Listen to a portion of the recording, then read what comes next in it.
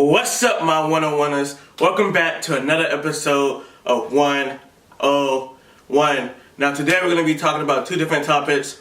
We're going to continue with the story. And I gave the story a name. It's called The Heroes of the Future. Okay? So we're going to do the story first, and then we're going to do another video talking about Titans and how we're in the mid-season and how I think it is so far and stuff like that. So, without further ado, let's get started.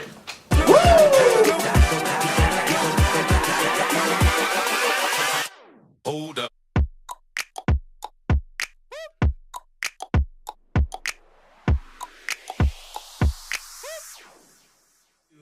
Alright, y'all, so let's continue with the story. So the last spot that we stopped at was the mysterious dude was walking out of the school.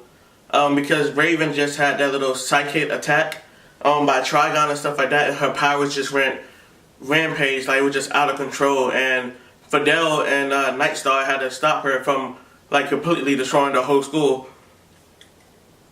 So after that day, Nightstar and Fidel are walking down the street. They have a project to do, and Nightstar and Fidel are teammates. They have to work on the project together. And so they have to talk about the history of their, bloodline of their ancestors. So where they came from, their parents came from, the powers, the abilities, just generation before them, stuff like that. So they start walking, and they're starting to go to Fidel's house because his mom is actually cooking dinner, and they wanted to invite Nightstar and stuff like that. They also invited Corey and Dick, but they're on a secret mission and they don't want their daughter to be like around when this stuff happens, so they sent her to Fidel's house where she got invited to go eat dinner with them. Now Fidel's dad, he is on a mission with Superman, aka Kal-El, aka Clark Kent, and they're both out of space working on this project and stuff like that, so they're not going to be there for dinner. So it's just him, Nightstar, and his mom, Kara-Zor-El, Power Girl. So they're walking down the street, and then they start to hear sirens fly past them, and it's like, and Nightstar's like, what do you think is going on? Like, what's happening? And Fidel's like, he's like, I don't know, but do you think it's a good idea that we follow them, or should we just go straight to the house and work on this project? And she looks at him with a smile, and she's like, what project? And she starts taking off behind the cop cars. And so he's like, oh man, mom's gonna kill me. And so he flies off behind her, and they end up going to Metropolis, where there's like this big breakout and stuff like that. And so, they're there and they're sitting on top of the rooftop and they're watching what's going on because they didn't want to intervene unless the police can't handle their job. So they're just watching, and he's like, so Nightstar, what are you gonna talk about for the project? And Nightstar's like, she's like, I'm not too sure yet. I mean, I could talk about my mom, how she's an alien from, where she's from and stuff like that. Or I could talk about my dad and, how he's an orphan and he got adopted by, what's his name again? Oh yeah, Bruce Wayne, and how he became Robin and how he quit and became Nightwing. And Fidel's like, your parents sound so cool. And she's like, what about your parents? Your parents are freaking aliens too. And they came from Krypton. Like, oh wait, didn't their planet explode? And then he's like, yeah, but they don't really like to talk about that. And so they're like going back and forth, talking, where they hear this big explosion. So it's like, and like they get up from sitting on top of the rooftop, and they get up and they're watching like intensely, like, Fidel's fist is starting to ball up, and you can see Nightstar, her hands are starting to glow. So they're like really ready to go into action and stuff like that. And Nightstar's like, wait, we should really see what's going on. Like, we don't know who it is. We might not be able to handle it. And Fidel's like, shh, I'm listening. And he listens into the conversation. He's like, and the policeman, he's like, we might need backup. He's huge. And Fidel looks and he sees Parasite. And Parasite is not the normal Parasite. Like, he has evolved through the years. So now he's a lot bigger, a lot stronger and stuff like that. But he doesn't need that much energy from other people now because he can store it within himself. So Fidel's like, oh snap, that's Parasite. My dad told me about him. And Corey's like, well not Corey, but Nightstar's like, what did he tell you? He's like, and then Fidel's like, well, if he touches you, you know, he absorbs some of your powers and stuff like that. So we can't get touched at all. And then Nightstar's like, do you think we can handle it? And Fidel's like, he's like, yeah, I think we can. As long as we don't get touched, we can beat him. And then Nightstar's like, she's like, how much damage you think we're gonna do?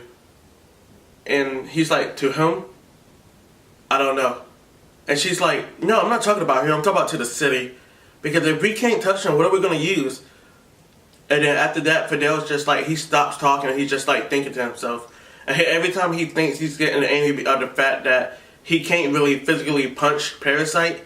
Because if he does, Parasite is going to take his powers and stuff like that and become even more strong. And so Fidel flies down to the street where Parasite is at. And he's like trying to think of what to say, and Nightstar's like right beside him. So he's like, hey, I heard of you. You're that ugly purple dude, aren't you? And Parasite, like, he's looking around real slowly and looking at them. And he starts laughing. He's like, so now they're sending kids to do a grown man's job. And now at this point, Fidel is like angry. And he's like, hey, what's your name again? Was it Barney? And like Parasite heard that joke so many times that like he just annoyed. And so he takes one of the cars and he throws it at Fidel. And Fidel is like thinking super fast. He's like, okay, I gotta react. So he jumps up and he catches the car. And what Corey does, Corey actually jumps up and she smacks the car out of Fidel's hand. And it's going back to Parasite. Now, not thinking, just reacting, Fidel uses his heat vision and he shoots the car. So when it hits Parasite, it explodes. And Parasite is like flying back into the streets. And he hits like the front end of the building and stuff like that. And Corey's like, we might be able to beat him. I think I have an idea. And he's like, okay, what is it? And Corey's like, if he can only generate the powers that we give him, how about we overload him? I've seen that once in a movie before. And Fidel's thinking, he's like, but then we'll be weak. How are we going to defend ourselves? And she's like, you told me once before that if you go supernova, then, you know, you kind of like overload yourself, right? He's like, yeah, but I don't see why. Oh, you want me to overload him with my powers? And Corey's like, yeah, duh. You know, why not just overload him and get it done with? And Fidel's like, okay, but we got to get these people out of the way first because I don't know what's gonna happen. So him and Corey. I keep calling her Corey.